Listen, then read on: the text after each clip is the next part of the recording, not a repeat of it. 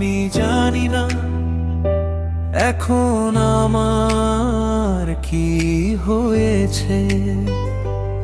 আগে আমি কত খুশি থাকতাম, এখন আর সে আগের মতো নেই। আগে আমি কত ছবি তুলতাম, ঘুরতে যেতাম প্রকৃতির মাঝে,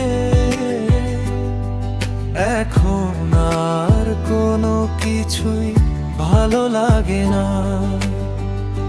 শুধু ইচ্ছে করে চার দেওয়ালের ছোট্ট একটা অন্ধকার ঘরের কোণে বসে দিন পর দিন পার করে দিই।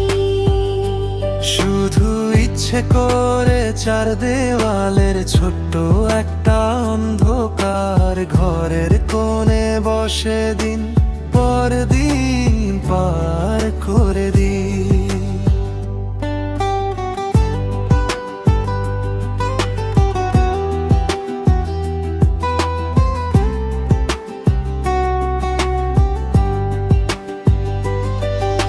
ঝেকের ছেলেটা নিজের সাথে নিজেই কথা বলতো, সেই ছেলেটি এখন আর কিছুই বলে না।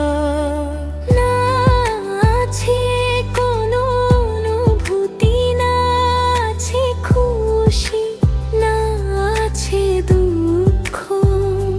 জীবন শুধু নিজের মতো করে বছর পর বছর অতিক্রম করেই চলেছে। এখন আর কোনো কিছুই ভালো লাগে না।